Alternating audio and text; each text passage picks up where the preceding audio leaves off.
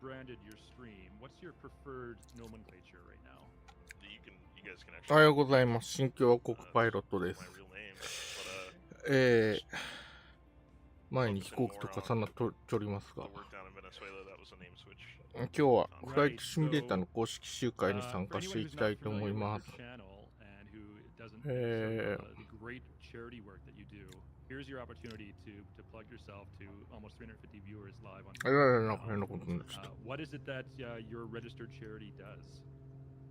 そっか、あれしてなかった。 We connect よく考え flight たら。 sim and actually other content coming up in season 4. 今日は、アメリカですね。 Raise money for people in primarily Western Venezuela. We raised over $30,000 in the 3 years we've been doing it. And so we オ focus シ on コシュという development, 町に、飛んでいきます。 sustainable farming, and まあ、メイグ activities スフィールド outside ってい of う、昔のフライトシミュレーターの、なんていうのかな、始まりの町っていうか、デフォルトの起点だった場所ですね。Registered official charity organization, so it's all on the up and up. That's correct. We're based here in Washington State, but the work the team does on the ground is outside. By the way, really quick, do you think I can thread the needle of these two radio antennas? Let's see it. There we go. Had to do a pretty steep bank to make it, but we're through. All right, sorry for interrupting there, Arctic Turn. Go ahead. Oh no, it's all good. I was just saying the team on the ground is outside of Maracaibo, but we're based in Washington State here, outside of Seattle. なんか後ろで英語で喋ってるのは、これはマイクロソフトのこの公式集会の公式配信です。英語なので何言ってるか私にはさっぱりわかりません。わからないのがいいですね。Absolutely wonderful organization and streams Microsoft Flight Sim and, like you said, other content also coming up for a very great cause. So do take advantage of that. Check him out. いつも思いますが、でっかい町ですな。All right, Peter, looks like you're airborne now in that double ender. Yeah, it was a bit of a struggle because of the tail wheel being very meticulously simulated. さあ、今日はどんな飛行機が見えるか楽しみですね。But eventually I got our own, and now I'm really cruising. It's a bit bumpy up here. Turbulence is pretty significant, actually. Good thing I don't have an autopilot, that would be boring. You gotta fight that turbulence by flying manually today. Yep. Yeah, as chat points out, we are in the Windy City. Oh yeah. I'm reminded of that Simpsons joke where Homer gets thrown out of Moe's Tavern, so he's trying to find another bar that he can drink at. He ends up going to the airport to a pilot bar. スピットファイヤー、トライモーター、アントノフの2。And all the, or when the pilot did for a flight, and all the pilots raised their hand. He said, "It's to Chicago, the Windy City." この道というのは結構最近よく見ますな。無料かなあれかな Hey, you can do this flight, right? And Homer's like, あ、ど no. うかな You're not just pretending to be a マケ pilot. プロにはないような気がするんですけど。無料のアドオンはほとんど入れてないので、飛行機はラファールと、ラファールとなんだ、レガシーホーネットか。この2機だけ入れてるだけかな。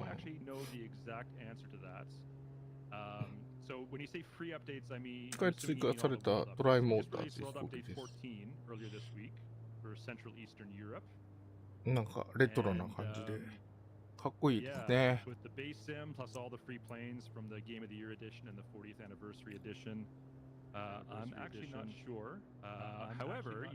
日は巡航速度が110ノットから120ノットってことで、例によってこのエクストラの 330LT っていう、まあもともと曲撃飛行だった飛行機をちょっと安定性良くして黒管も飛びやすく、まあでも横の安定性ほとんどないですけどね、もうこのロールはめちゃめちゃ速いので楽しい飛行機です。ロールが遅い飛行機はあんまり好きじゃないので。You're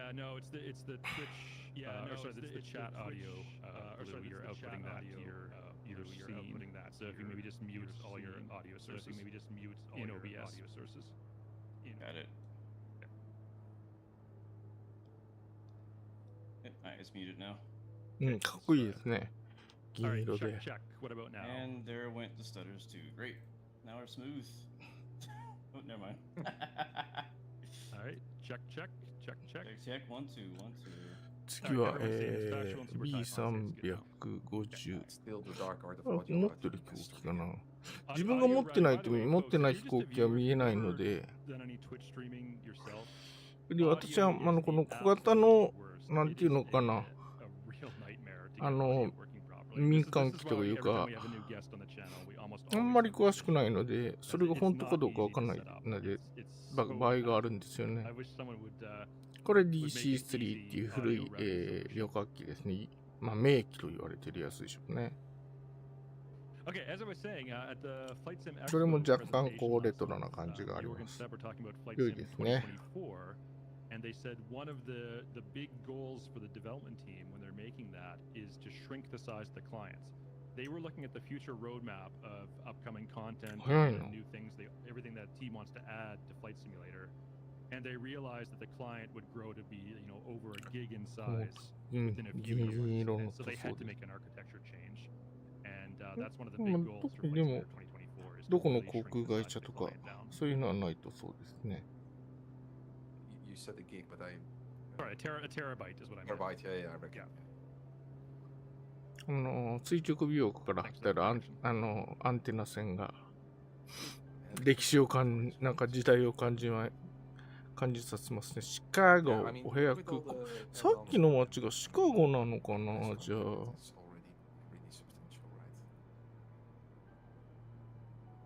ピカピカです。Yeah, I mean, plus all the freeware, in people's community folders. In a lot of cases, Xbox players are having to buy the external, the Seagate hard drive add-on for their Xbox to download, more and more content, marketplace add-ons, things like that for Flight Simulator. So it's definitely something the team has realized is a problem JW1 worse over time. この飛行機がまた安定性が悪く。So mine is already 617 gigs. 617 gigs. So it's 230 gigs short. ラジコン操縦がめっちゃむずいです。That is with, of course, ホーネットも飛んでいきますな。PC6 So I just realized H4 はやっぱちょっと見に来ますか、せっかくだから。We totally should have been having some hot dogs or Polish sausage or something on the stream right now. Evan saying where ハワード・ヒューズ、アメリカの大金持ちですね。作った世界で1機しかない大型飛行機で。実際には1回か2回しか飛んでないんじゃないかな。映画アビエーターっていう映画で出てきましたね。ハワード・ヒューズをディカプリオだったと思うけどな。が、あれしました。これでっかいから、このくらいの大きさの飛行機だと、ここで雨宿りができます。エンジン8発ですからね、ラグった。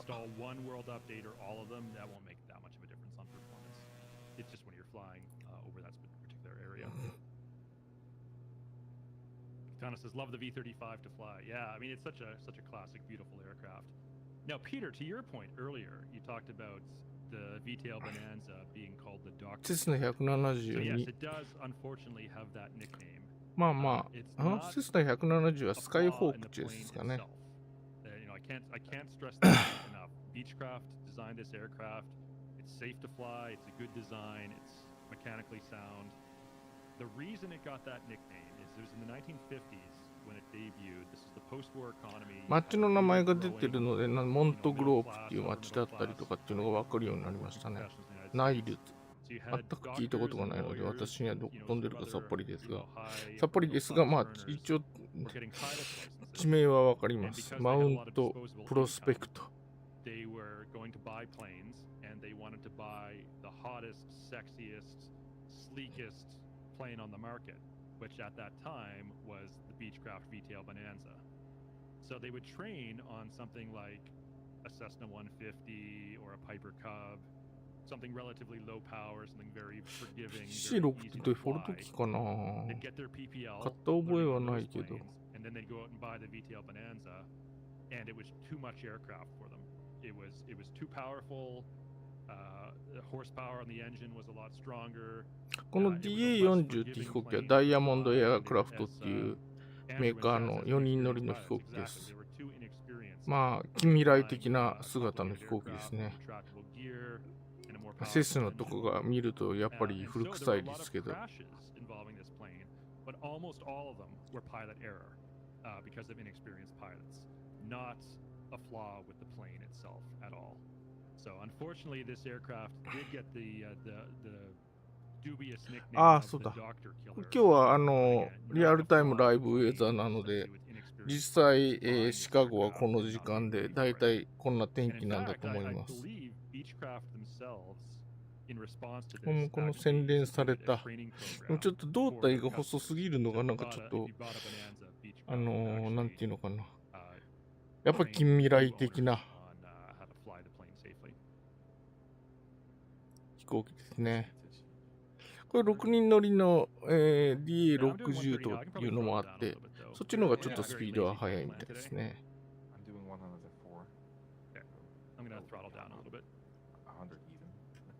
トライモーターさっきも見ましたな。ちょっとなんか色が違うっぽい。これは何だろう。よく見ますけど、これはこの本当の飛行機が出てるのかわかんない。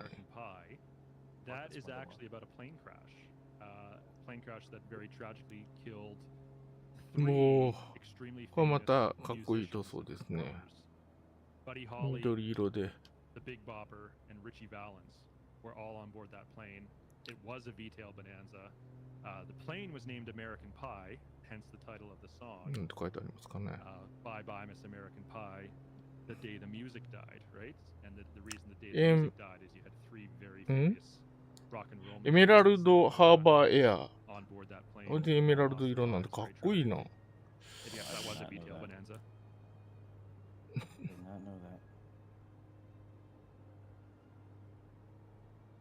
I'll never be able to sing that song. あれなんか前のところでグニャーンってなって後ろに出てるパイプは排気管でしょうね。面白いな。星型エンジンっぽいですけど、トライモーターなので3つエンジンがありますね。最近3つエンジンがある飛行機ってあんまり見なくなりましたね。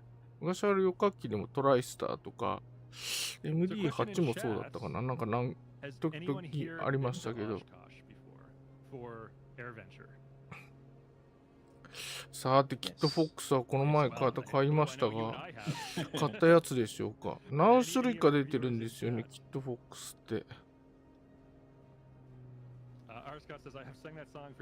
これは多分、ちゃんとした飛行機が出てないと思います。It's such a happy song too. You know, like when people sing it, they're like so happy. And so ヒュ find out ー。あ it's such a sad 出て story. ないな、これ違うやつだな。Oh wait, some people died. 3種類ぐらい出てるんですよ、キットフォックスのアドオンって。I mean, I guess it's not the worst thing in the world to. まあ無料のもあるのかもしれないですけど、これも1個買ったんですけど、それではないですね。残念。I mean,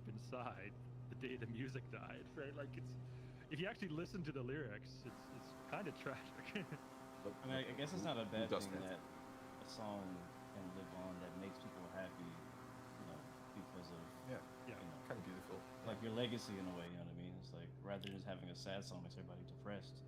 You know, Well, I mean, that's in memory of literally you. in the lyrics to "Hey Ya" by Outkast. There's literally a line he calls out the audience when he's singing that song about how, you know, you're not paying attention to the lyrics, you just want to dance. Yeah.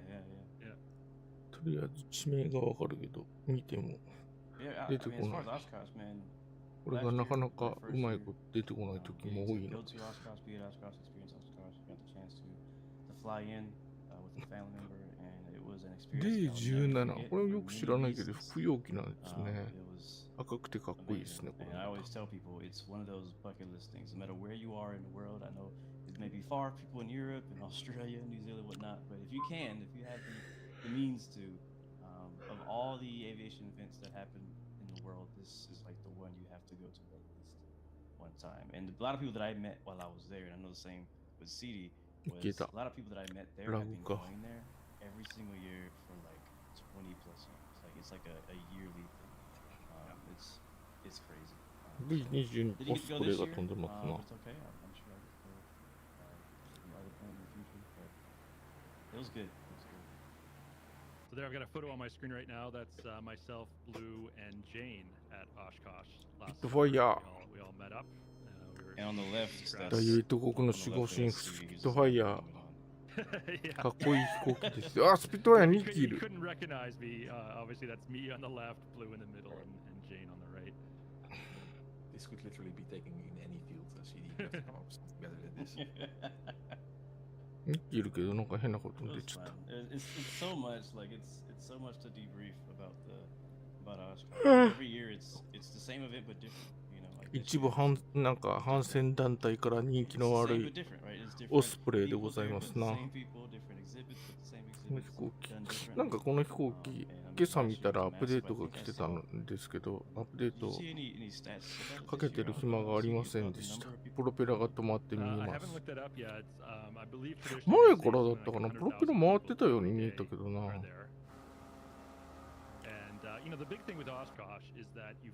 なかなか早いですね。オシコシュっていうのは私も去年この公式集会で飛ぶまで知らなかったんですけど、なんかすごい大きななんか航空祭みたいなのが行われてて、そのプライベートパイロットの人たちが軽飛行機でものすごい乗り込むみたいですね。航空ショーで、ツイッターでもものすごい数の軽飛行機が並んでる写真が、本当にとんでもない数ですよ。オスプレイ。なんかちょっと垂直屏風に奇抜な絵が描いてありますな。奇抜かどうか見えないけど。早いな。追いつかねえ。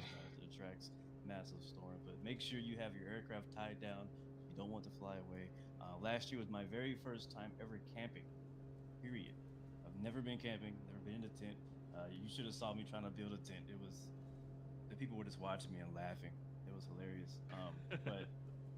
So I got my tent all set up, and I think it was the first or second. 巡航速度120ノットって言ってるけど、130ノットぐらいで飛んでるから、ちょっと早めですな。I was scared for my life.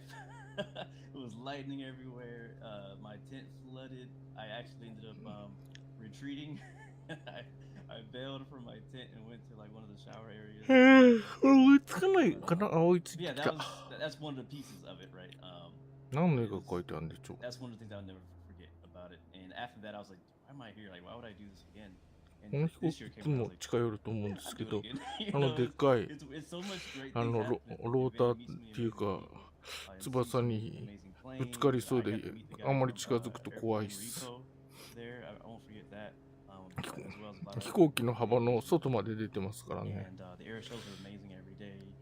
ヘリコプターも怖いですけどね。何の絵だろう。あ、鳥か。わしの絵が描いてあるんですね。なるほど、なるほど。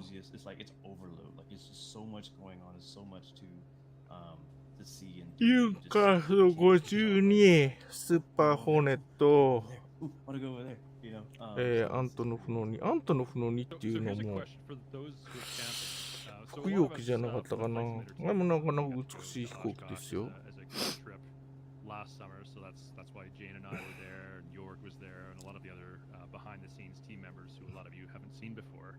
We all got together at Oshkosh, and it was a really ここら辺も凹凸がないで、平たい地形でのんきな風景が続いており、What's the like shower situation like? Because you're there for a week. You need to shower. You need to clean your. ただ飛ぶだけだとすると山岳地帯に比べると面白みは。これなんでスキー履いてる？ So how do you, if you're camping, how do you get a good shower? So I was impressed. JW1、あれジェットパックだ、ジェットパックで飛んでる人いますが、後から見に行きましょうか。窓が丸いのが面白いですね、この飛行機。ちょっと。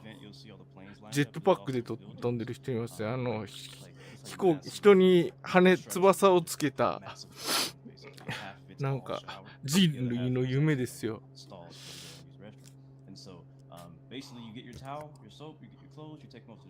あれもでもバカにできんスピードが出るんですよね。ジェットエンジンだから。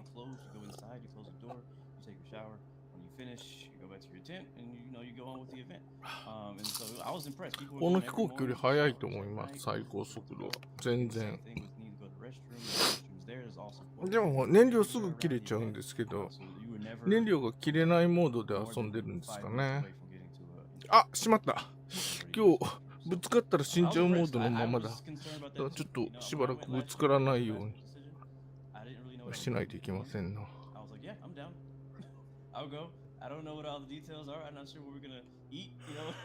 ビーチクラフトのこれ飛行機だと思います。ビーチクラフトが多分買ったやつですね。V ビオクの。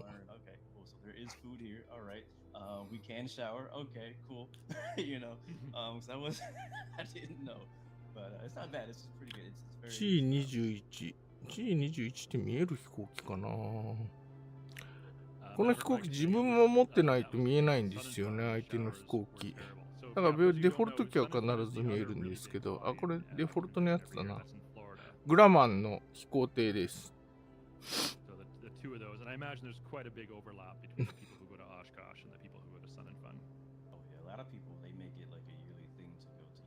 これもまあちょっと時代を感じさせる飛行機ですな。country of US, but those are the two main events we go to. I have not been to Sun and Fun yet, but I definitely would like to go. やっぱり水面に降りれるっていうのはでもなかなかロマンがあるにはありますな。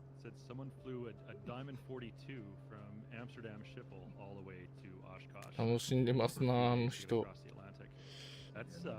飛行機と呼んでいいのか。Especially if you know the landing fee at Schiphol. Yeah. Or GA. Yeah, that's like a few $100. Oh my gosh. 人が固まっておりますが、体調の変態ですな。スピットファイヤー、T6 はテキさんかな。これもなかなか、第二次世界大戦っぽい。キャノピーがフレームがいっぱいでちょっと独特の飛行機ですな。昔のアメリカ映画でゼロ戦に改造して飛んでるのはこの飛行機じゃなかったでしたっけ？イクレード。どうかな？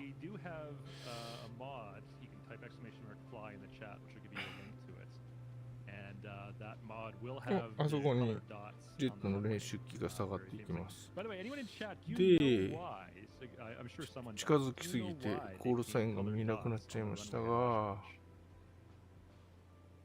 この公式集会のあれだ、3機編隊のまっすぐ真ん中にいるこの人がシーディルっていう人が、この公式集会の大隊長です。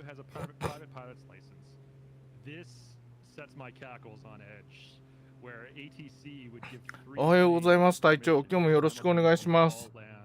相変わらず英語で何を言ってるか分かりませんが、何を言ってるか分からないのが私にとっては良いです。It's so cool to watch too from the ground when you're at the event and you see 3-4 planes lined up for final and he's like, "Alright, keep going." じゃあ隊長機に隊長機をエスコートしようと思ったら他の飛行機もいるから、なかなか常にここは熾烈なポジション争いが。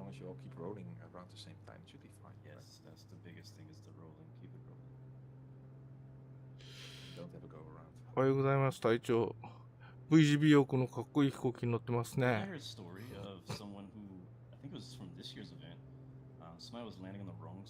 いつもですか、この白い四角は本当は機体番号が出るところだと思うんですけど、なぜかうちの環境だと機体番号出ないんですよね。他のプレイヤーの謎です。なんか設定があるのか。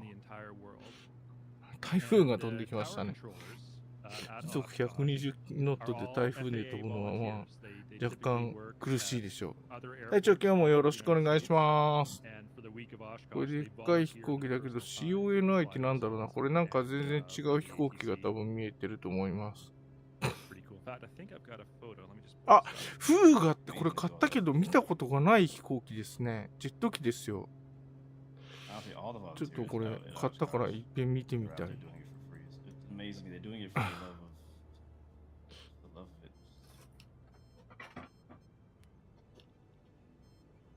結構洗練されてますね。なんかもっと古細い飛行機かと思ってたら。初めて見ました。このフーガっていう飛行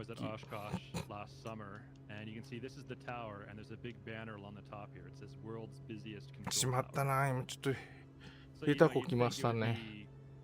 もうちょっと近くで見たかった。Tokyo Narita, you know, something like that would be the world's busiest control tower. But no, it is actually, at least for the week of AirVenture, it's Oshkosh. これ名前が出てるところですけど、名前がなくなるとこうですからね。おお、すげえ危険な感じがしますね。名前があるとゲーム感があって、全然キャッピーさんじゃってあれもみたいな。なんていうのかな、ゲーム感が強くて危険はあんまり感じませんけど、これなんかこうやってないと、ぶつかりそう。これ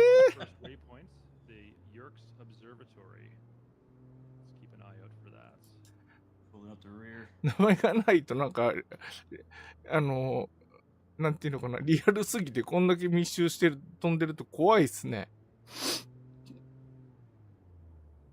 もうなんか、ちょっと古いちょっとジェット戦闘機だと思いますけど、なかなか、かっこいいですね。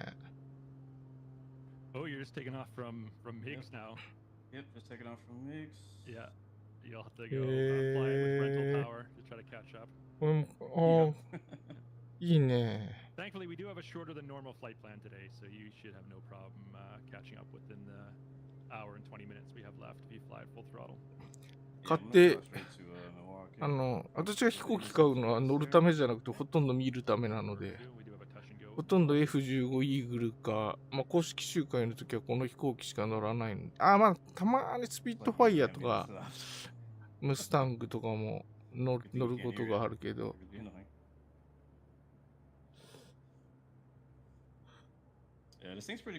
れがね、飛行機って、その飛行機を見ようと思ってそっちに傾くとそっちに寄ってっちゃうという特性があり、なかなか難しい。よかですなぁ。怖え。怖っ。Yeah, Chicago is a really beautiful city. I've never been there myself. That one's amongst American cities. That one's high on my list of places. どうですか？相変わらず景色はあまり変わり映えがしませんが。これカーブ。こう上ポイントですね。さっき38がいるけどどこ行った？ I'm actually currently using the honeycomb. I usually use it for when I fly GA, but when I'm not flying GA, 第二次世界大戦最優秀戦闘機 P51 ムスタング。なぜか車輪しまう扉が内側のやつが閉じないという、まあ、マイクロソフトフライトシミュレーターならではのご愛嬌のある飛行機です。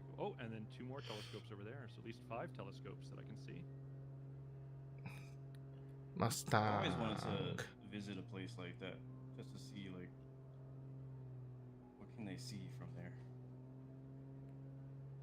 これタッチング号のところで着陸してぶつかっても死なないモードにちょっとしたいんですけどね。死んじゃうとちょっとめんどくさいので。かっこいい。P51 ムスタング。パイロットいない。なぜか。 I just cut the corner a bit. まあ、オカルトの一種でしょう You guys な。 flying it? I'm at 4,500. All right. 3,500 and そしてこれが driving. 巨大飛行艇 It's pretty hard to keep this one level, actually, ハーキュリーズ especially with エッジの4。 all over the place. あ、レジナンバー。まあ、1機しかないからレジナンバーも1個しかないっすよね。この飛行機は。 Oh yeah. It must be hot in there. It has fans everywhere. なんかあそこ Well, I に、 spotted it, when you came into the video, I was just getting it. なんていうのか I な、 gotta go 翼に check 浮い with てある like フロートになんか結びつけてあるんですよね。なんなんだろうな、あれ。 Yeah. I'll say one thing I like これで about ま this あ、particular 雨の flight 日は with 雨 EAA 宿り is で that きま it's す。 so is like the diversity of people flying various types of planes at various levels of simulation as well. I was talking to somebody the other day about like how スピッ sometimes ト we ファイ about ヤ like what's realistic and what's not. And in reality, it ー。イ comes ギリ down ス to 海軍の what's し fun for イ you. ギリス In reality, it comes 空 down 軍 to 海軍もいるけど what's シー enjoyable ファイ for ヤーっ you ていう in のは flight sim. Like some people, all they need to do is 大 hop 英 on the 帝 runway, 国の守護 get 神 running, スピットファイ get ヤー。 snowed in Boston, boom, スピ we're ット good. ファイヤー Have も a 美 great しい flight. です Some な。 people, they want to fly cold and dark. あでもスピッ Go ト for ファイヤー the とムスタング checklists, の you know が what だ I'm っ saying? たら Talk ム to ス the タ flight ングの attendants. が All 実 that は good 好 stuff. きなんですよ And so, ね。 Walk uh, この前 I don't メッ know サー if シュ you're ミット anything like that. So I used to with this BF109 flight, like when I spawned in, I saw G の so many 6グ various スタ types フ of っ planes. てい I う saw the Halo 言われる as 方 well, です and I ね。 was like, this is amazing. You know, I'm over here trying to グ kind ス of タ walk フの around. 6出ましたけど、 altimeter. あんまり見かけませんね、スピットファイヤーに比べると、公式集会では。時々飛んでますけど。 And I love seeing it. And another cool thing is back at Flight Sim ヒュ Expo, ー getting to see that in person as well. Really cool. あっちの旗がいっぱい出てますが、 Yeah, and アル that's カイ something ン we're, は飛行 we're 場です very, ね。 proud to support for the community. There are 飛 vast 行場か、 amounts 本 of 当に。 preferences. あっちの Probably 旗 no か。 two players want to enjoy Flight Simulator the exact same way. So we give everyone options. You know, if you're someone who's a real life pilot or aspires to be a real life pilot and you want to fly as close to the real thing as you can, then we give you that option to do that. If you're someone, 51出て you る know, け I ど actually saw、 a ム post スタン on グに Reddit 見えないな。 2 days ago that I found really touching and moving. これも It was from a father ご愛 saying 嬌 he で built し a ょ new うか。 PC, and so first thing he installed was Flight Simulator to see, check な out ん the か performance と and リバリーっていうんですけど、塗装パターンも変える And こ he と said が he で has a きて、 3-year-old daughter で who 塗装パターンも instantly 持ってない became と、 enamored その with 飛 Flight 行機だと Simulator. 認 When 識 he さ pulled れ out ない his ところがあって、 yeah, he pulled 別 out の his, 飛行機に見え his ちゃうことがあ TOTAS, るんですよ、こ and の she ゲ was ーム。 just, her eyes lit up when she saw all the buttons that she could push. And so he said, we flew over our home and we flew over her daycare. And 多分この now 方 she は loves 日本 flying の Flight パイロッ Simulator. トでしょ It's う。 really interesting to see C195 ってなんだろう。 reaction to seeing the world from a different perspective from the air. And so I really thought that was a wonderful post to see on Reddit. And so for someone who wants to just do really relaxing sightseeing flights with their 3-year-old, you can do that too. And there's no right or wrong way to enjoy Flight Simulator.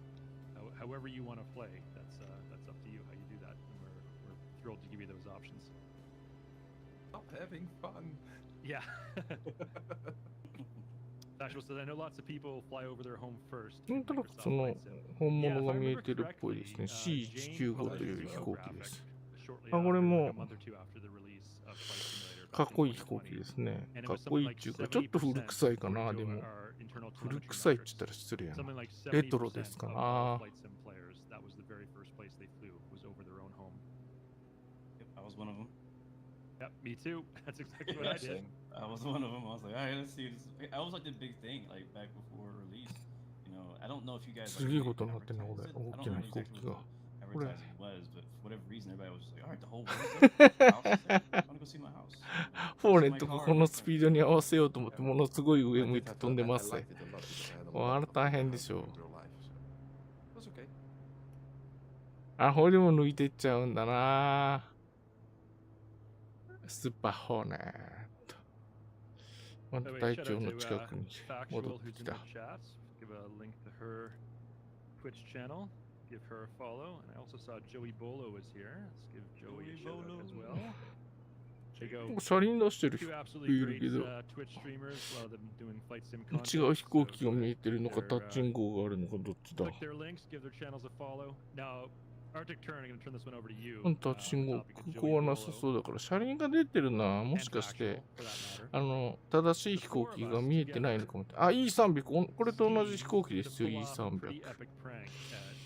今、スナップターンしましたね、スナップターン。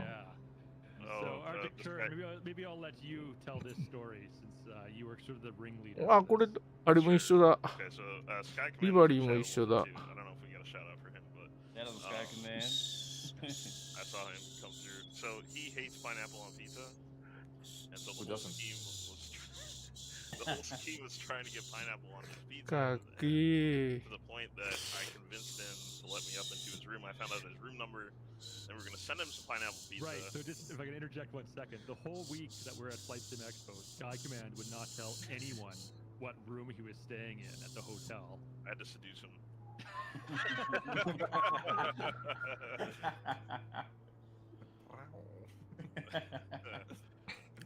おしゃれさんじゃ。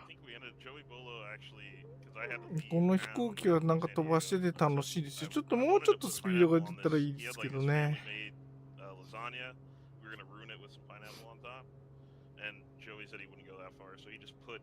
Pineapple pizza on top, tucked under the foil, so he got a big surprise. Yeah.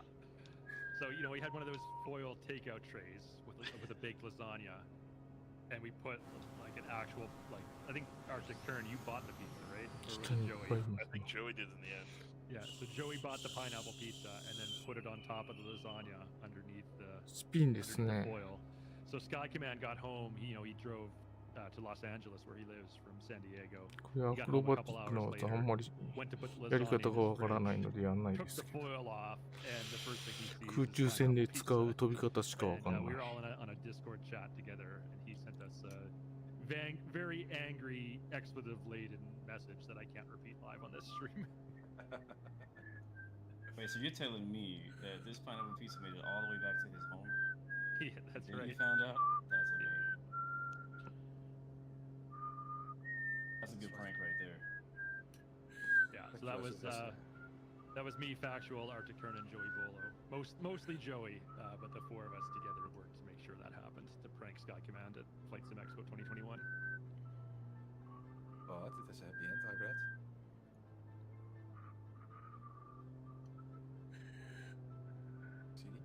What's that?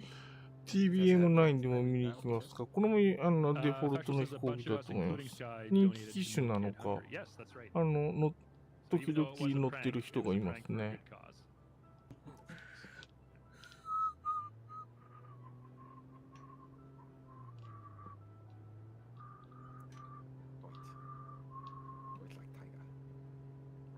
Touch and go at Milwaukee, right? タッチンゴ？ I think I'm catching up. I think I'm starting to see the Jingle? lights up ahead. I'm like 160. どこでタッチンゴ？ Name stacks up ahead, but they're all classic, so 見えなくなっちゃった。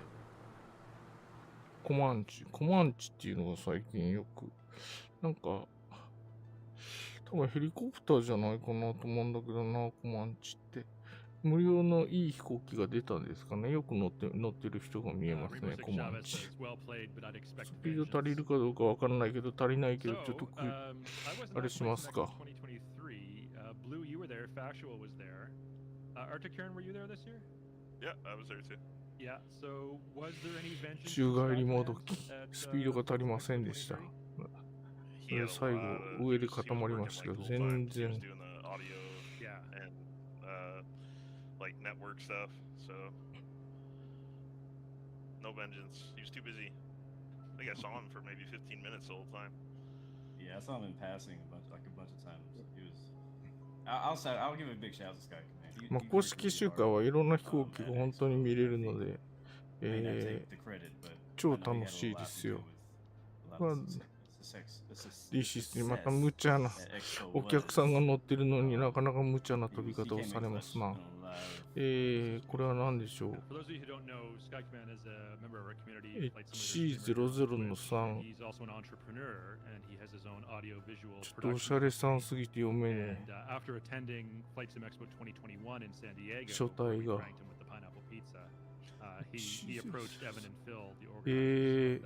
Hey, next time you do this, if there's another Flight Sim Expo, would you be interested in hiring my company to handle your AV production?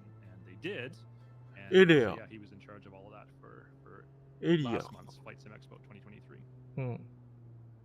So it's pretty cool that the organizers of Flight Sim こういろんな Expo リバリーが。 of the Flight Sim リバリーも結構、リバリー塗装なんですけど、買うと結構安いんですよ。結構安いんですけど、なんかいろんな飛行機が見えた気分になって、ちょっとお得な物件です。よし、ちょっと、あれで見に行きますか。This guy's a total professional, like I said. He's an entrepreneur with his own company, so he's not just アメリカ海軍の誇る。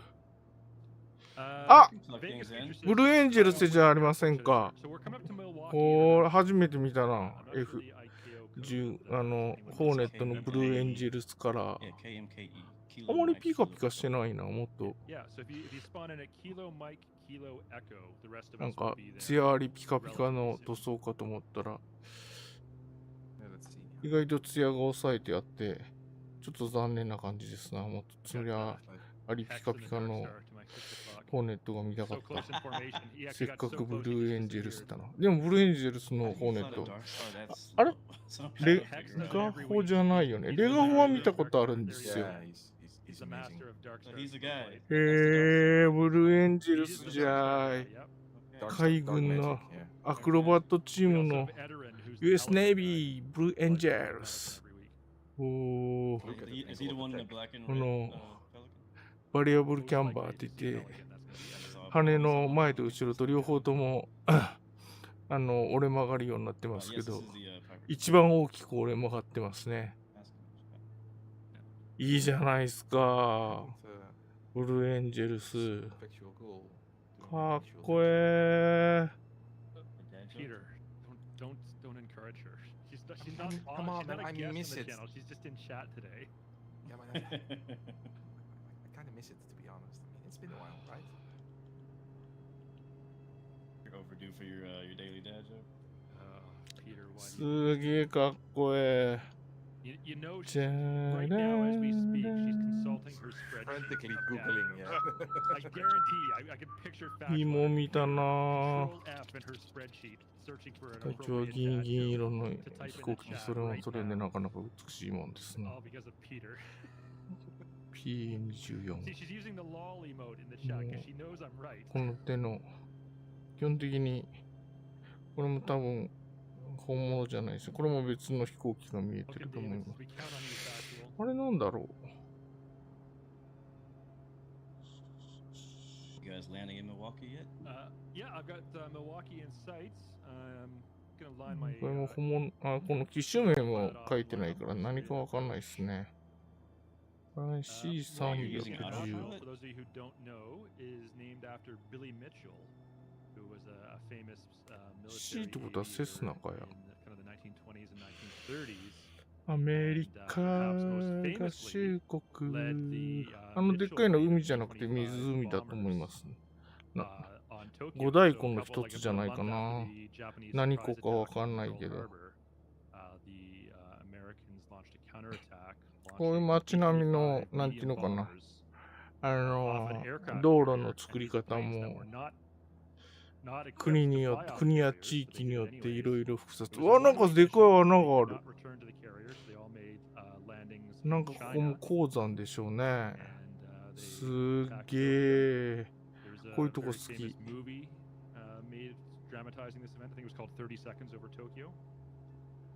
Oh, sorry, I'm totally confusing this. It was not Billy Mitchell. The bomber was named after Billy Mitchell, the B-25 Mitchell bomber. でもちょっと死ぬとぶつかると死んじゃう設定なので、いつもっていうか、慎重に飛ばないと、死んじゃうとスタートのメイグスフィールドの空港まで戻されちゃいます。いや、面白いな。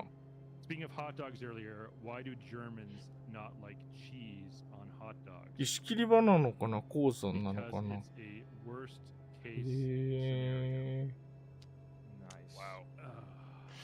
面白いところがありました。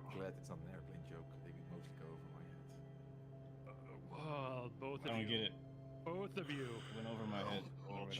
Cheddar Wurst is really popular out here. So I grew up. そろそろタッチン号空港が近づいてくるような来ないような気がいたしますが、ダークスターのいるところ変態長あり。あ、ファントムファントムもゆっくり飛ぶの難しい。実機はなんかゆっくり飛ぶのすげえ難しいらしいですからね。ファントム。お手並み拝見といきますか。あ、ビジョンジェット。これもなかなか。あ、みんな足出してる。要するに着陸するんだな。この飛行機のいいところは足が引っ込まないので出し忘れることがないというところです。うわー、でっけえ空港。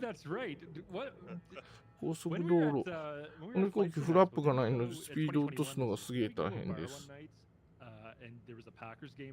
なので、超サイドスリップで、もう左ラダー今思いっきし踏んでます。おお、でっかいの降りてったな。あれはなんだろう、ボーイング772。ちょっと低い。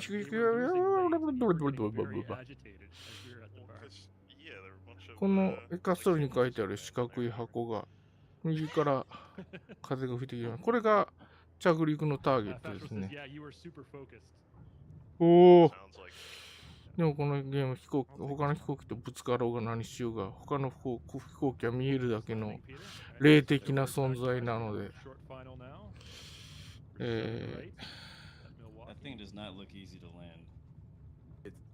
っとここで一旦タッチ&ゴーなので別に着陸する必要はないんですが、私はちょっと設定を変えたいので、まあ、飛んでる時も変えれますけどね。はい、パーキングブレーキオン。メニュー太郎を出して、飛んでる時に死なない設定はこれじゃねえな。飛んでる時に死なない設定はこっちだ。アシストオプションの故障と損傷。まあ、イージーでいいんだけど。一応、アイシングだけはなぜか。まあ、高度が低いから、氷が引くことないですけどね。はい、これで、ぶつかっても死ななくなりました。安心。EA330LT。あれ ?EA330LT なんて出るようになったのかなこの飛行機。E300 って今まで出てたけど。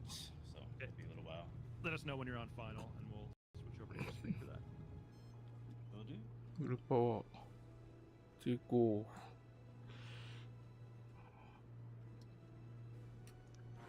車輪を引っ込めれない限りに、代わりに車輪を。赤い風がもいる。お、今日は大量だな、風が大量。トムキャットもいますね、あそこに。海水性ですよ。通常の3倍早いんでしょうな。おお。あれはイタリアのカラーかな。尾翼の感じが。フランスか。フランスかもな。どこの飛行機が、どこで運用してる飛行機かわかんないけど。スピットファイヤー。で、キーショットじゃん。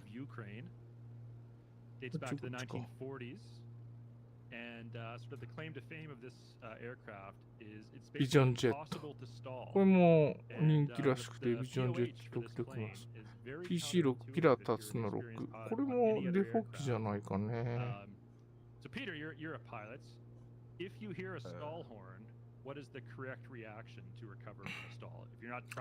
一番先頭の B35 っていう飛行機。ビーチクラフトの飛行機かな。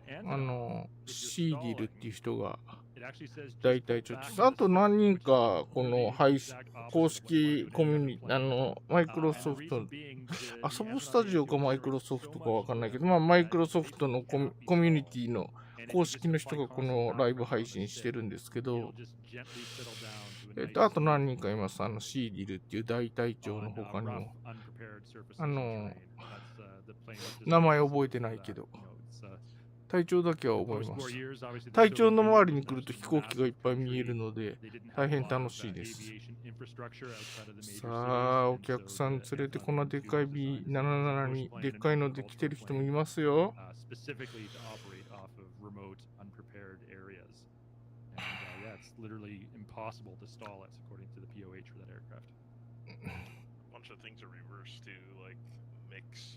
ボーイング772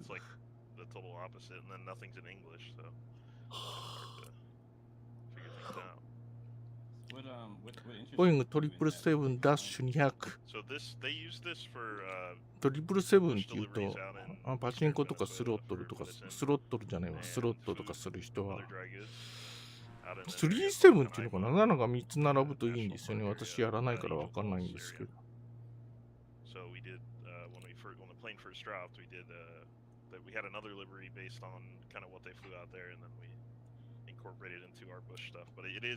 スピードが速すぎて追いつけませんな。みんなにはじっくり飛んでるんでしょうけど。They were still producing new Antonov AN2s off the production line as recently as 2002, 20 years ago. It's a design that dates back to, I believe, 1947, 1946 maybe, and they were still making brand new ones 20 years ago. So do they still use it today there in Venezuela? Or are they I haven't. caravans and stuff like that? It's hard to know. So many ラプターも、まあ大体戦闘機で飛んでる人もいます。もうちょっと150ノットより巡航速度が速いと私もイーグルで飛ぶ時があります。120ノットだとね、ちょっともうなんていうのかな、飛ぶだけでヘロヘロなので、なんか楽しめないというか。Here's one of my favorite planes, certainly one that I fly here on this channel a lot, the Cub Crafters NX Cub. Factual, can I see your emote for this in chat? This is also Factual's favorite plane. So front on view of the smiley face. There, Joey's got it. Yeah. I love it. Wow. But this cup is broken, CD, because it's a nose wheel.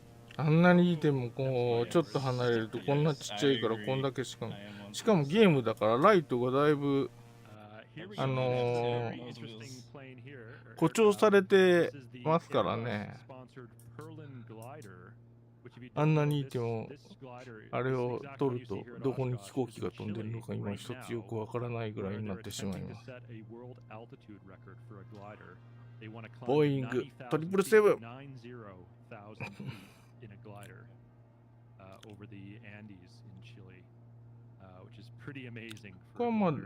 これも、デフォルトの飛行機じゃなくて買わなきゃいけない飛行機ですけど、リバリーはあれですな、航空会社の実際のリバリーではないですね。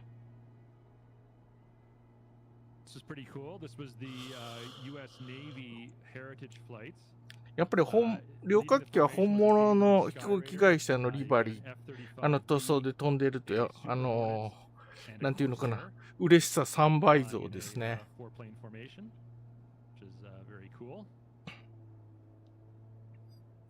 ラプターがこんなことしてる。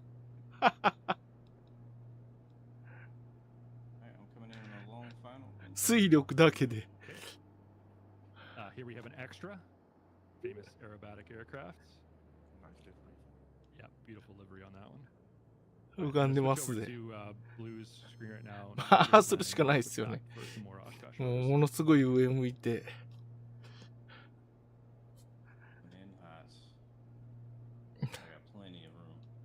It's the only correct way to come in. The only way. The only way. Your horn is yelling at me. Like 180 in this dive.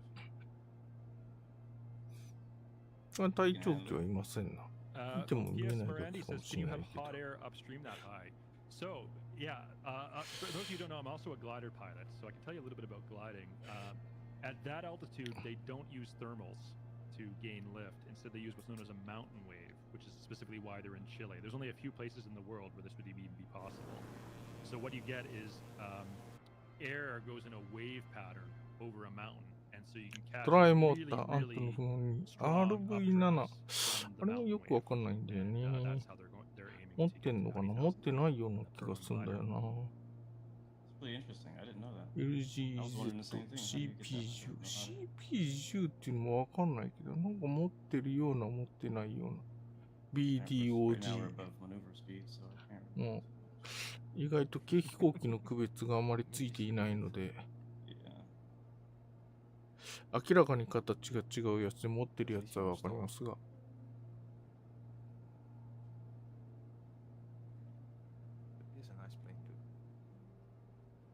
あ、ライトニング2もいますよ。3軍統合、ジョイントストライクファイター。統合戦闘攻撃機か。JSF って昔言ってたやつですね。今名前がついてライトニング2っていう名前になりました。航空自衛隊でも採用しております。ステルス戦闘機ですね。なんかコックピットが、コックピットじゃないわ。ヘルメットがすごい4000万とかするようなヘルメットで、機体にカメラがついてて、機体を透かして外が見えるらしいです。結構自分の飛行機が見えないところって多いですからね。トムキャーもう追いつかないんだろうな。隊長発見。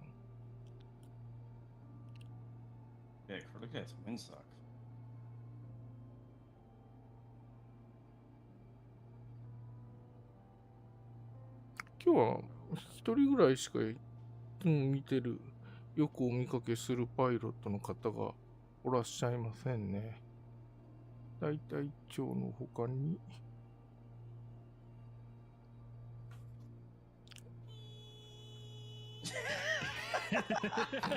なんかこの公式の配信、この失速の警告音を鳴らすのがなんか流行りらしくて、これやるっちゃみんなでなんかゲラゲラ笑ってます。スピットファイアー、ダイヤモンドエアクラフトの40。あ、メッサーシュミットなんていう、なんだろう。あんな出方する飛行機って、なんだろう。わかんなかったな。スピットファイアが護衛に入りましたね。これ隊長も安心です。じゃあ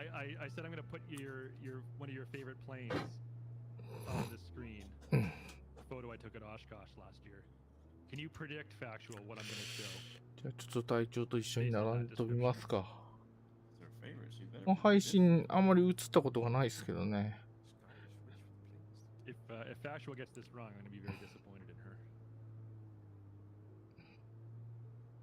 隊長の飛行機はそのアンテナが昔の新幹線みたいでこう親近感が湧きますね。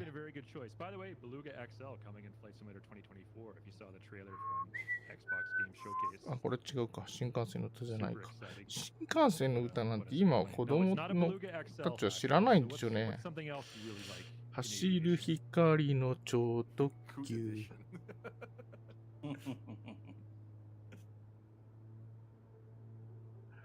メッサーシュミットってなんだろうあれ。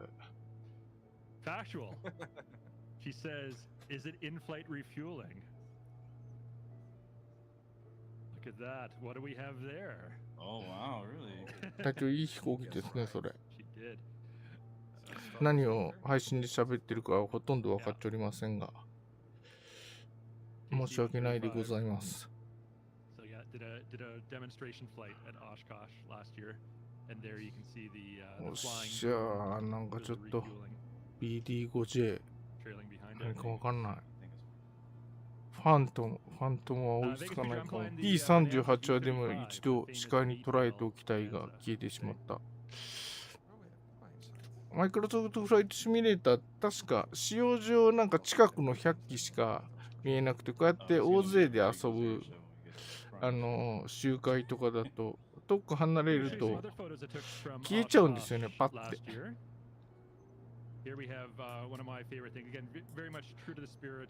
そこもなんかちょっと怪しくて、本当に遠いから消えたのか、完全にその瞬間瞬間で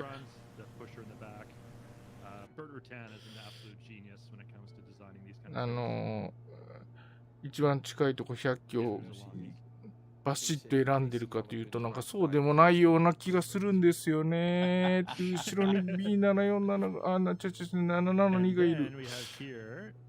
なんかリバリーがさっきと違う。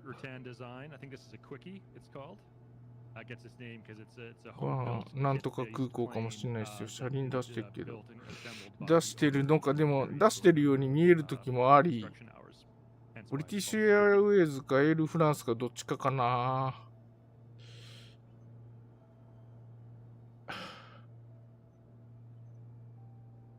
Very cool.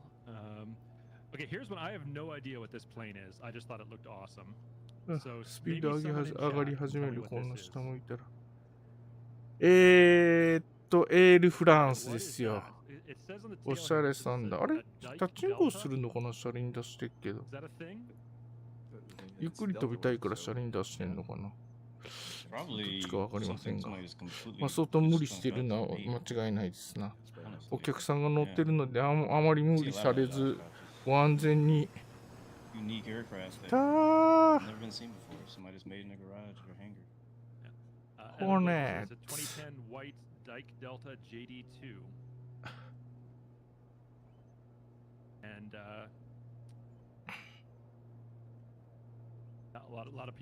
この方は多分外国の方だと思いますけど、なんかの弾みでフレンド登録させてもらっていただいたような気がしますな。おー、かっこいい。ホーネッツ。やっぱジェット戦闘機はかっこいいですよ。さっきのミスター・シュミットっていうのはどこ行った？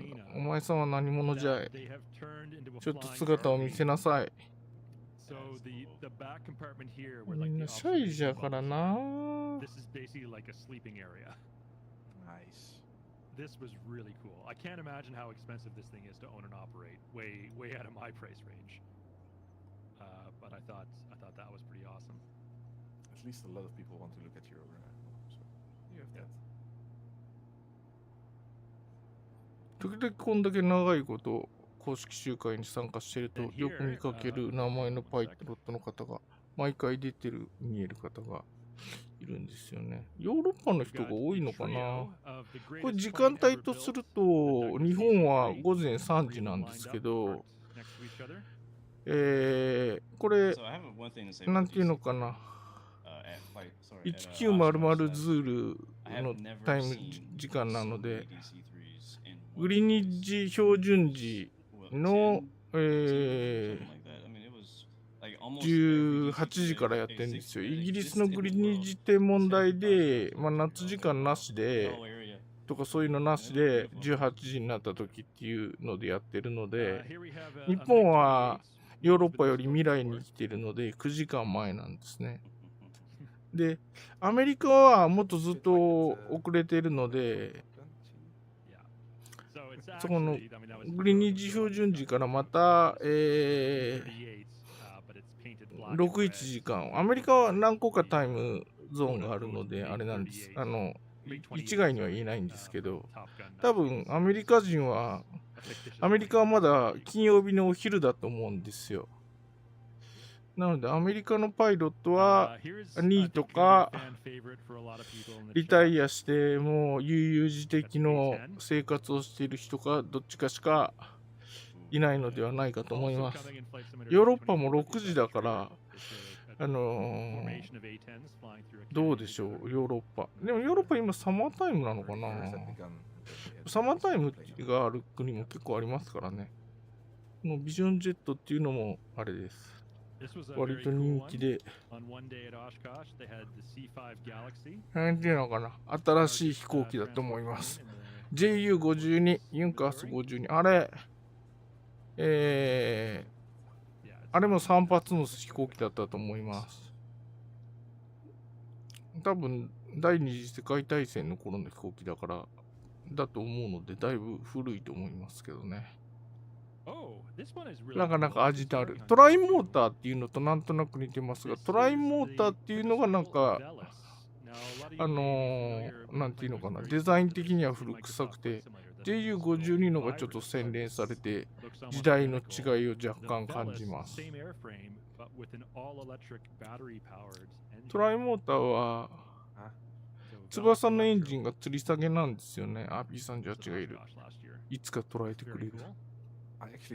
これがエンジンが、トライモーターは、主翼のエンジンが吊り下げなんですけど、で、こっちの JU52、翼のエンジンが、羽に埋め込みなんですよね。これはこれで味のある飛行機で、時々好きな人がいるみたいで。見なくなっちゃった。残念。大変残念でございますが。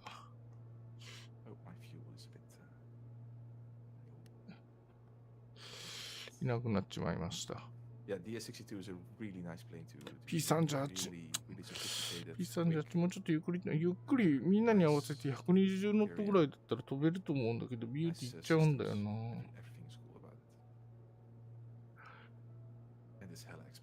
協調性がないのか？パイロットは所詮孤独なもの。しかも好きな通りにところを好きなように飛んでもいいというゲームなので、本当の世界のフライトってなんか法律でガチガチになんか空域とか航路とか決まってて、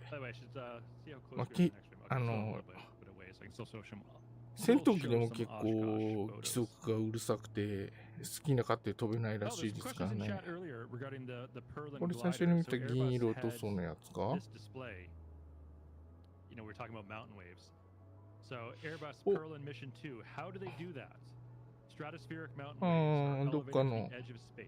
どっかのエアラインの塗装というわけではありませんね。銀色ピカピカ塗装。can be flown to the edge of space. The Perlin project's pilots soared the Perlin 2 with no engine on these giant waves to a record-setting 76,124 feet. The next goal to fly the highest wing-borne crewed aircraft in history to 90,000 feet.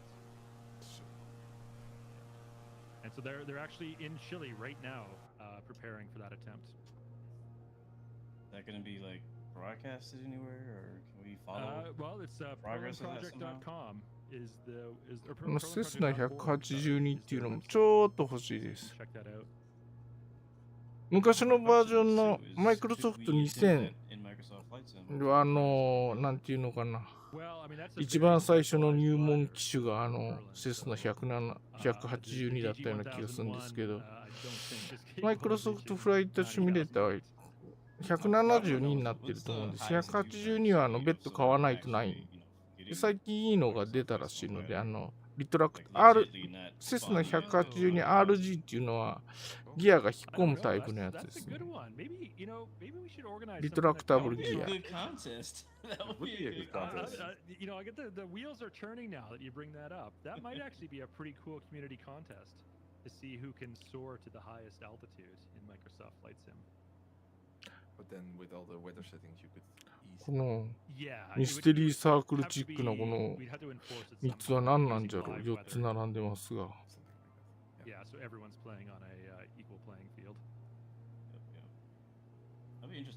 本当に飛んでると謎が謎を呼びますぜ。なんじゃこれは。He's to your 6 o'clock getting a missile lock in an F-18. なんでしょうね。いくつかありますが。ここはでも。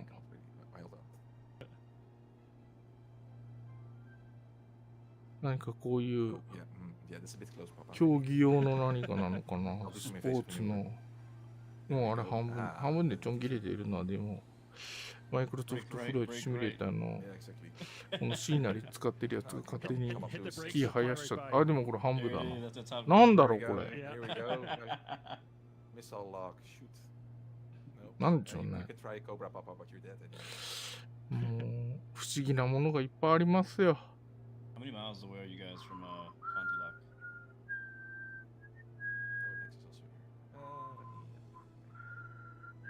Idea how far behind I am. まあ、もともとベースは衛星写真とか航空写真で、こう地面の表面の About 10. 模様をつけて、そこにAI が、木が生えてるじゃろうと思って木を生やしたり、建物があるじゃろうと思って建物を、これ、ほとんどこの Yeah, it's really close. Fond du Lac. 建物は自動で AI が作ってるんですね。これでまあ、有名なランドマークとか、そういうのは人間が手で作ったり、あと写真測量って言って、周りから写真撮ったやつをベースに、作ったりします。だから、地域によって、その濃淡があって、で、この前、なんていうのかな、時々アップデートがあるんですけど、まあ、アップデートで、どこだ、中央ヨーロッパかな。今回のアップデートはそこら辺の街が細かくっていうのか、そういうところの精度が Did you guys get ちゃ a んと chance to 作った check out the 建物 seaplane とか base? ランドマークが増えてるんじゃないかと思います。まだアップデートがあってから一遍も行ってませんが。 When you go to Oshkosh, I recommend that people, if they get a chance, there's a free, I think it's free, I think there's a free bus that can take you from the Oshkosh grounds to B763 seaplane base, which is probably like a 5-minute, 35 10-minute ですね。 drive あ away from the airport. And it's just a little area right there on the lake, 真っ and it 赤 is か so cool. JU50 We were there, 違 and う the views were like, it was a perfect day outside. You see planes taking off and JU50 landing に on さっ the き water. 聞いたのがこれか They have a little place where they kind of taxi in and park 3 and get off 発エンジンで go. トライ Yeah, モーターよ as りちょっ as と well 洗 because 練さ Oshkosh れ is てる a って言っ huge てた。 aviation event. There's planes always flying. ですね、 Like, エン as ジ soon ン as you が wake 吊 up in り the 下 morning, げ you じゃなく wake up て to planes flying around. And so even from 胴 out 体に there くっついてま at す the ね。 seaplane base, you'll see like the warbirds going around in formation, practicing their routine as you're flying. Oh. It's a really cool area because it was really relaxed too. Got It it. was super quiet. It was like being on a lake. Like it's so laid back out there. It's really cool. I definitely recommend if people get the chance to go to あれどこ行っ Oshkosh, ちゃっ check た out the seaplane base as well. Even if you're not into that kind of thing, you'll still like it. How busy was Fond du Lac? Was it full? Yeah, absolutely. Like that's why we had to stay in Fond du Lac and not Oshkosh itself, because there was no room. You know, all the hotels were completely booked for Oshkosh. I see Peter Pratt has given us the METAR for Oshkosh. Wind 070 at 5 knots, 10 statute miles visibility. Skies are clear. Temperature 29, dew point 21. だってガバッと消えるので、何もよく知らない人は多分ビビると思うわ。どうなっとんねんと。どうなっとるもこうなっとるも、まあ、無理もないと思いますけどね。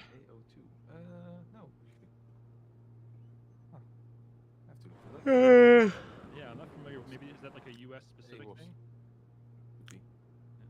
PC6 I'm not familiar with that terminology. あれもピラタスっていうスイスのメーカーの飛行機でしょうかね。PC21 っていうのがいますけど。Oh, I've got Fond du Lac Airport in sight. I'm going to disable my autopilot and start my descent. ChatGPT is great for translating METARs. Is it really? Well, you know, most METARs now, if you look them up online, they have an option to show you like the abbreviated format or like the regular plain text format. You know what's interesting is that we had pretty much clear skies all the way from Ah, Chicago. lag- Really close to Fond du Lac, we're starting to see some clouds forming up north of us. PC6 Okay, Andrew says AO2 means that the site is automated and has a precipitation sensor. Okay, so that METAR was prepared by a machine, not a human. Got it. Yeah, see, a lot of planes flew into Fond du Lac, right? Flew into Fond du Lac and stayed there instead of flying to Osh itself. 本当にこのゲームよくできてますよ。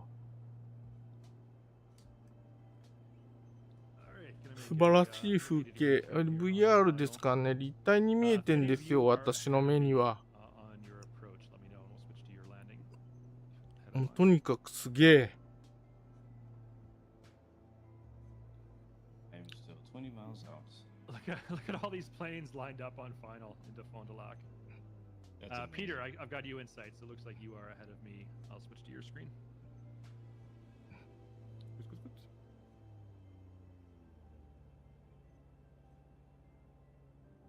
ラグりますな。あ、タッチングをしとるじゃん。オラもする。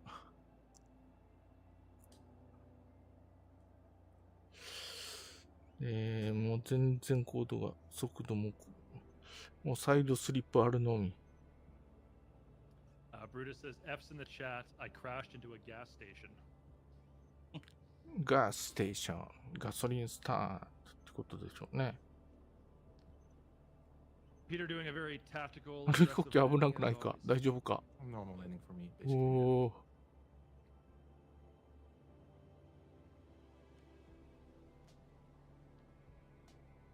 このなんかペペペペペっていうのを恋恋ライトって呼んでた人がいましたね。This thing ツイッ floats. ターで Ooh, there's a grass runway on the side. 恋恋ライト。 I could use that one.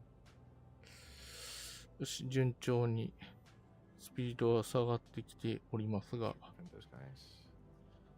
すごい横滑りして飛んでおります。あ、やべやべやべ、なんかぶつかるぶつかる。そろそろ。Alright, I'm on short final now. Runway 36 at Fond du Lac. ランディング。でべー。しかし、うわー、いかいかいか、もしかして、あれが立っていたのでは。パーキングブレーキがなんかの弾みに立っていたのでは。ひっくり返っちゃった。お、反対向きから飛行機が来る。 A little bit left of the center line. Smooth touchdown and a nice flare, but not on center line. I'll give that a 6.5. パーキングブレーキがかかってたのか。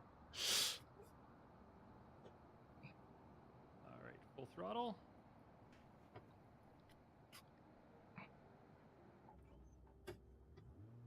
パーキングブレーキがかかってたんだな。失敗した。この飛行機も EAA AirVentureって出るようになったのかな。自分の飛行機のラベルは見えないですからな。Just about to touch down. Switch over to you.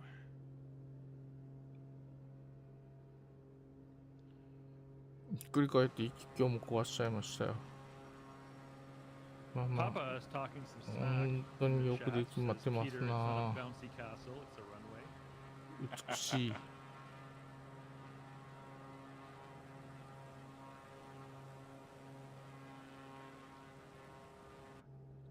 DJ Skyhawk says this is one of my best この clients. あ、でもこの人 E300 って出てる。なんで違うんだろう。 多分この飛行機E330LT が正しいと思うんですよ。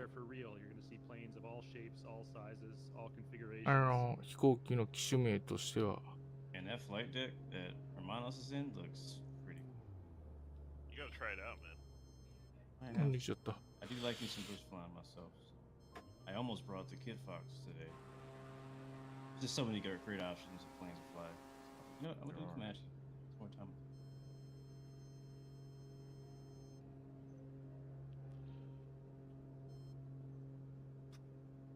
Are you still don't hear any background noise here? Anyway? No, all good. Because it's pretty loud. Oh, I do hear someone kind of Talking. in the Yeah, background, yeah. but it's quiet. Like I can't make out any words or anything. I just tell there's Oh, someone good. there. I can shut it up if you want.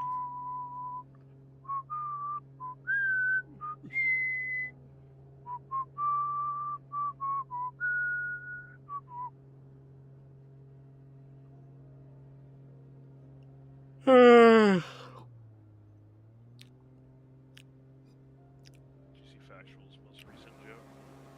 No, what did she say now? Looks like a beautiful Wisconsin day. Sunshine 飛行 and 機が dairy 本 air. 当に横の安定性ゼロなので。 Factual, get out. ゼロってことはないんだろうな。 You're done. これでも横の安定性を高めてたバリエーションだって書いてあったからな。それは一気にウィキニア。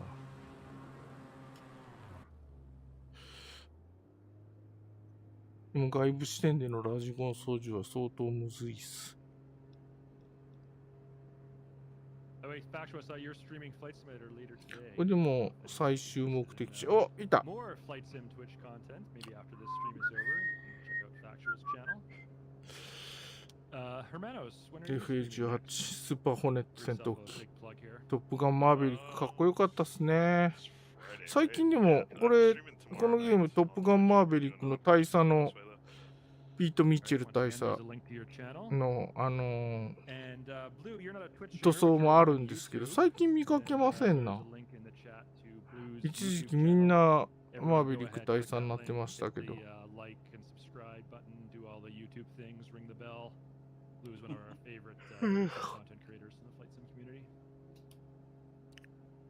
I'm done streaming for the week, so I won't be streaming today. 体調はどこじゃい？ On YouTube.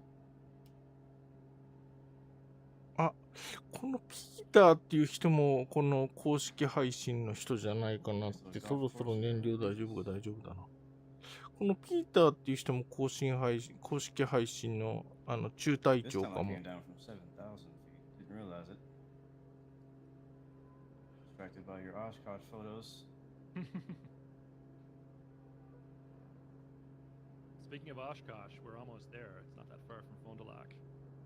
So we are arriving a little bit earlier than we normally do on Fly-In Friday, but that's on purpose. The idea is that some of us will land, and then we're going to watch the community shoot for the different colored dots on the runway. We'll get the drone camera out. ジェット戦闘機の登っていくこと。Plane spotting. That's what Oshkosh is about, to be honest. Like once you やっ do ぱ get 別物でございますね。 first couple of days is all about watching この everything. プロペラの単 It's 発の。 actually extreme. この飛行機ひらひら飛べて楽しいですけど、最高速度はそんなに高くないんでございますよ、実を言うと。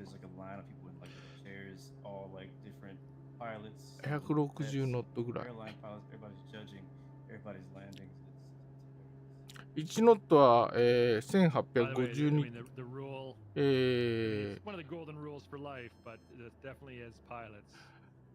メーター毎時です。時速 1.852 キロ。あれ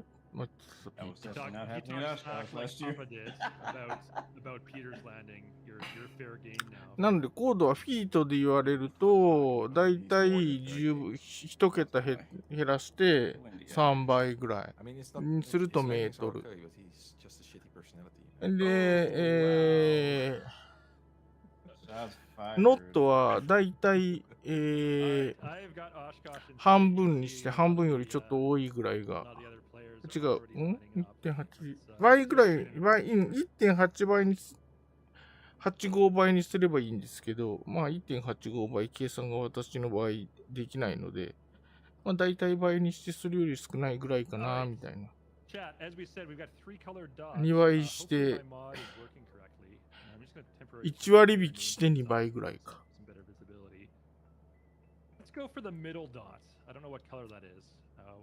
降りるでー。これにも最終目的地で、今日はちょっと飛行工程が、今度は右ラダーベタ踏みで速度ダウン。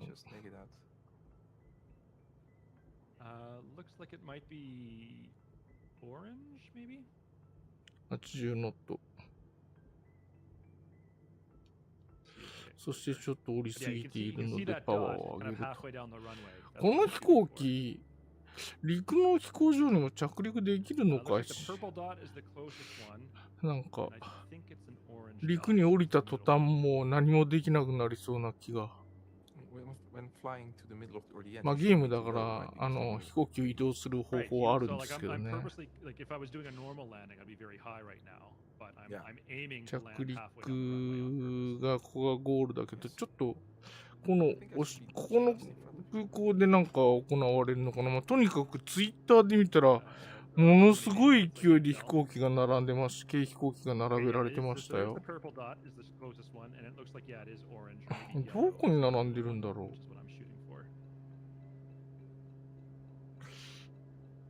Yeah, they would land 3 planes simultaneously on this runway, each shooting for a different colored dot, and that is terrifying to me.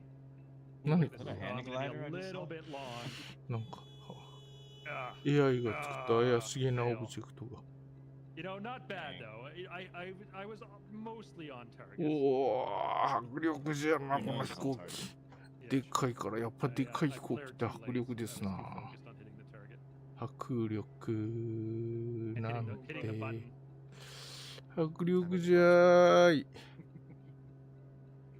Alright, I'm gonna pull off the runway here. As you can see, look at all those aircraft that are already. Again, this is the add-on I'm using.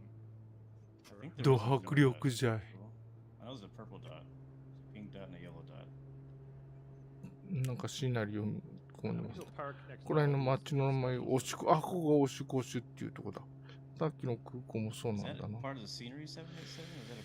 ああ、ここでも、これリアルタイムライブウェザーですからね。今こんな天気なんですよ。実際にここの。ここはバーチャルオシュコシュですけど、リアルオシュコシュも。これはもうオシュコシュいっぱいあるじゃん。いっぱい同じ旗が。おお、すっげえでっけえ道路。I already touched down. I'm pretty close. Okay. Over to Arctic turn. これ、うまいこと、地名が見えない。すげえでっけえ道路だ。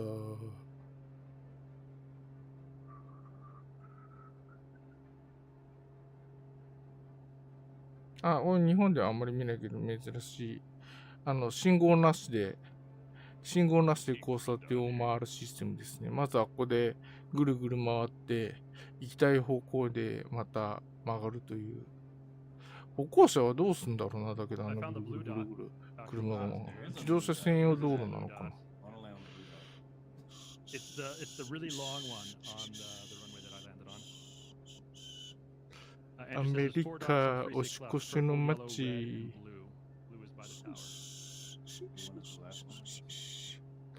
鉄塔が怖え。まあ AI っていうかまあ、結構バグってるところもあって、まあまあそれも仕方がない側面があり。それもまあご愛嬌ですね。でもこんだけすごくできてたら、まあ素晴らしいと思いますけどね。DC さん見えないのはなんか特別なひばりなんでしょうね。残念。理由。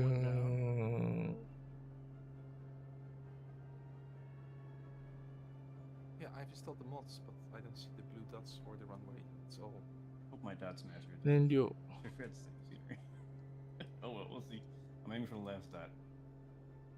Are you on final now, Blue? Sir, final coming over the road.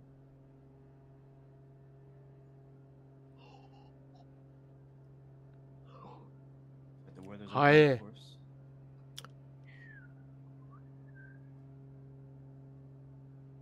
じゃあバーチャルを少しでバーチャル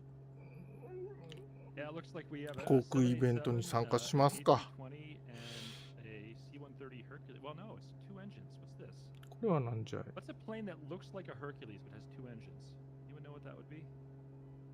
んか牧場みたいなあれかな。本当によくできてるなぁ。アメサ趣味と派遣。これ何だったんだっけ。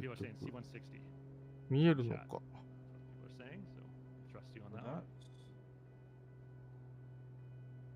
透明で見えやしね。The A400M, I believe, has 4 engines.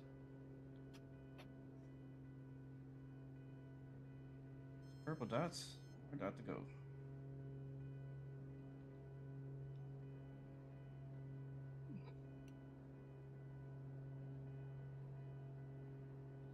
At the end of the runway. Yeah, not too much runway left for you. なんかわけがわからん。What? Put it right on the dot. What? Oh, close. あ、背面飛行しますね、あの人。ゲームでもとんでもなく上手な人がいますからね。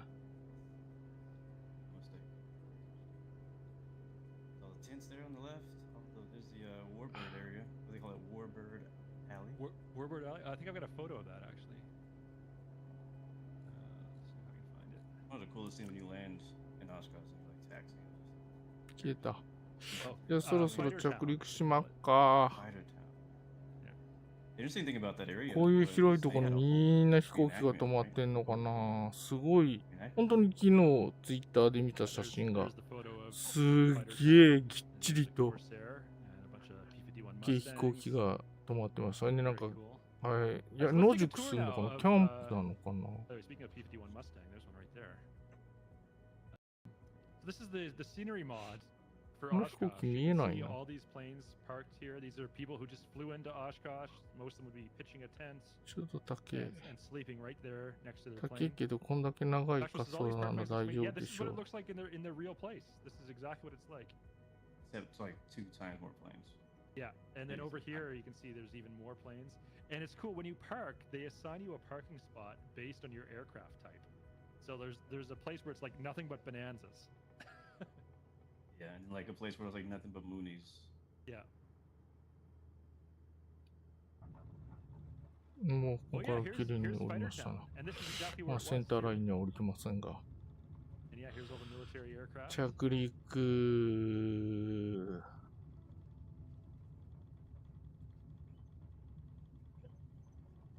And then yeah, My here's mod. Sorry, go ahead. there's a bunch of GA. Again, this is just like the real place. Oh, there's some tents. Look at that.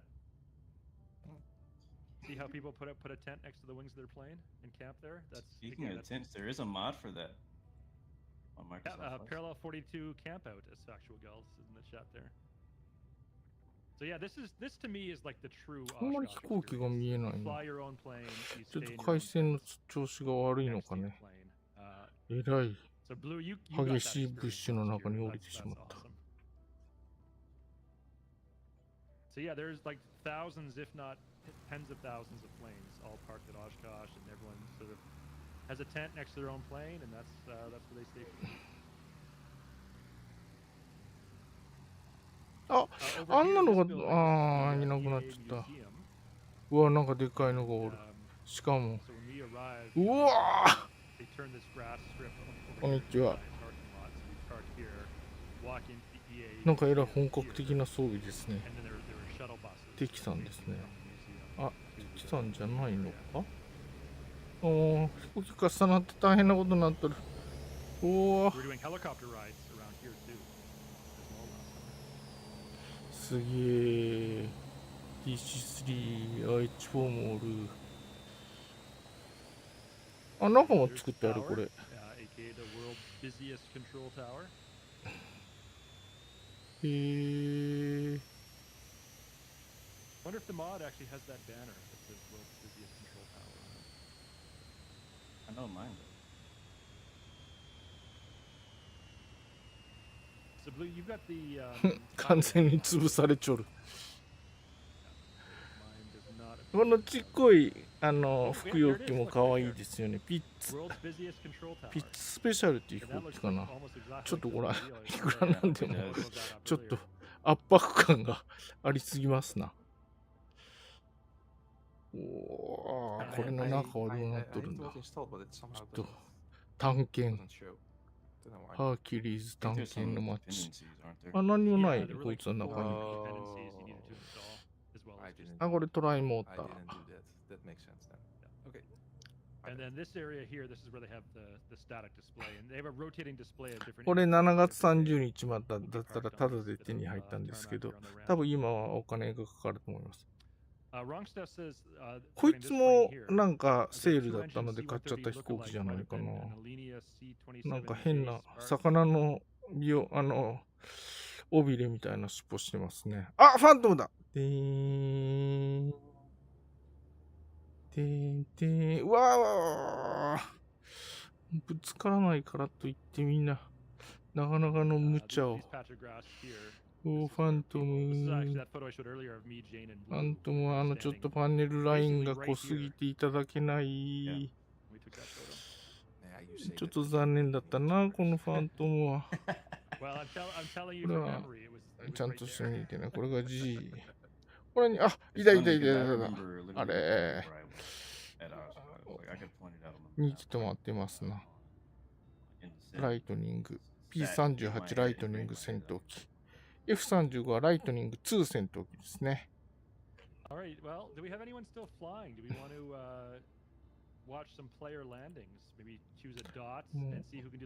重なっても何もならないからもうみんな無茶したい放題ですよ。F13 ってなんじゃい。トライモーター。Let's take a look at Blue's mod too. He's using the different one, the Pilot Edge. いなくなっちゃった。Have you give us a tour? こういうところがあれなんですよね。本当に近いから見えてるのかというと、近くでもなんか、それより遠い飛行機があるのにパッと消えちゃったりするので。まあもともとこのマイクロソフトフライトシミュレーターマルチプレイヤーを昔からまあ、伝統で言うと、もともとはもうそんなマルチプレイなんていうのがない時代からの、ゲームなので、マルチプレイヤーがついてた、なんていうのかな、実装された時も、まあ、とりあえず他の飛行機が見えるよぐらいの、その程度の勢いで、もう、なかなかひどいもんでしたよ。でも他の飛行機が見えるだけでまあ楽しいですけどね。これも、マルチプレイヤーだいぶ良くなった方です。このマイクロソフトフライトシミュレーター2020も結構最初はマルチプレイヤーあんまり機能的には良くなくて、とっくに車輪閉まってるのに延々と車輪が出したまんま見えてたり、そういうなんか相手の飛行機の挙動が意外と早く反映されるようになりました。そういう意味ではマルチプレイもだいぶ改善されてますが、まあ、その空中戦やるゲームみたいに敵の位置がもう滑らかになってないともうゲームが成立しないみたいな、そんなものでもないので、それはそこまででもないですね。だからぴょこんぴょこんとショーワープを繰り返してガミラス缶を振り切ったりするやつもいます。エレア。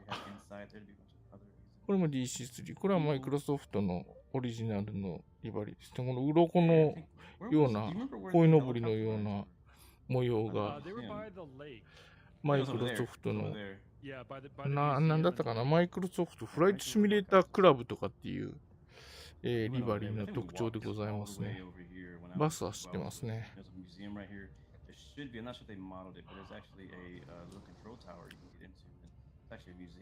これで大型来た。すいません、ぶつかっちゃいましたね。ちょっとバスでもこの。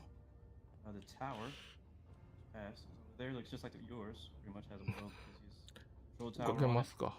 もう完全に集会は終わったモード。誰も乗っとらんやん。ナンバープレートもないし。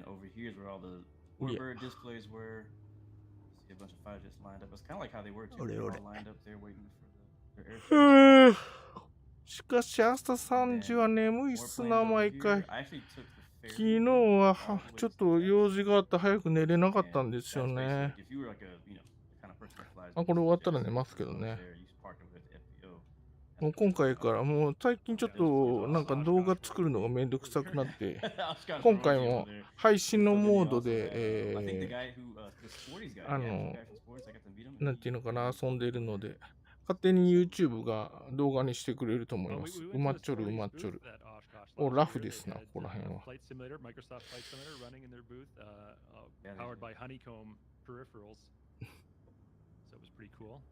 A couple comments in the chat.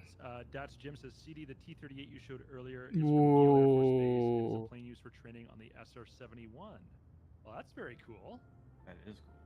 And then Alex is asking, is this scenery mod available in the store? So if you type !fly in the chat, I'll give you a link. The one that Blue is showing now, this is fromリバリーが for their annual なんかリバリーも読み込んだり読まかもなかったりちょっとあれですからね。あれってなんじゃい。不安定ですからね。E35。これか、さっき見た。鱗は。I think, unfortunately for Xbox, I don't think there's any Oshkosh scenery in the marketplace. I will say one other thing about Oshkosh. If you're an Xbox player, ask your favorite scenery developer. Oshkosh。あ、そう、Xbox のなんか、ゲームのサブスクに入ってると、このマイクロソフトフライトシミュレーターって、入っててできるんですよね。ただ、VR でやろうと思うとどうしてもパソコンじゃないとダメみたいですね。Xbox は VR の機器つなげないみたいです。VR で遊ぶと、なんていうのかな、2D の画面には戻れないですよ。全然この臨場感が。クエスト2っていうメタクエスト2。昔はオキュラスクエスト2って言ってた VR 使ってるんですけど、もっと性能の20万円ぐらいのなんとかエアロとかっていうのを使うとものすごいもう綺麗に見えるらしいんですけどね。これで満足してるので、とりあえずは、新しいのを買う予定はありません。当面はいつかそのうちお金が貯まったら買うかもしれないけど、まあ、最近飛行機を買うのもいろいろ計画しながら買っているので、今目標にしているのは、これで、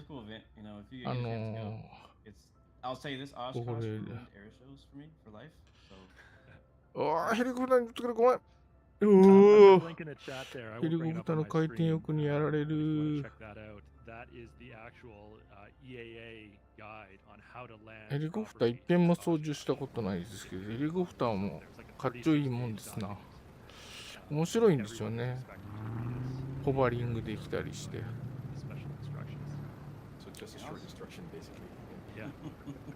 also recommend don't go by yourself if you're going for the first time. Fly with Yeah, or someone next to you. あれですよ。Go with someone who's already done it if you're gonna fly in. Because it's overwhelming. Again, it's a busy. Yeah, when you saw the radar screens on 背中に羽つけた人、これ飛ばすのもなんかすげえ景色よくてもさ。Connor asked if you guys plan to make a Blackboard in the game. Officially, we haven't announced anything. I think there's a third party is making an SR-71. Anyone can confirm that? でもなんかドバイかなんかでこれ乗って旅客機の近く飛んでる動画見たな、そういえば。めっちゃしよると思ったけど。あれ、一応飛行機扱いっていうか、まあフライトシミュレーターだから、真上が正面なんですよ。だから立っちゃうと、上を見てるのが正面で、なんか前を見るのがすげえ大変なんですけどね。なんで飛んでる人も。あれも燃料無制限にしたら結構いけるかもしれないですね。あれはあれで飛んでると楽しいっす。Oh, let's check it out. You got the parallel 42 camp out mod installed? Yeah. Bro, man. So triggered right now by もう that. 完全にみんなフライトを終え、もう配信も何を喋ってるのか全然わかんない。あ、ほら浮いてる。あ、トムキャット来た。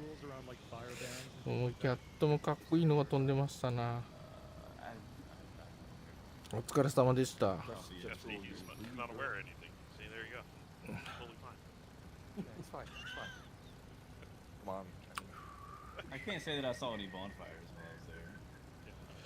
トムキャットもかっこいい飛行機ですな。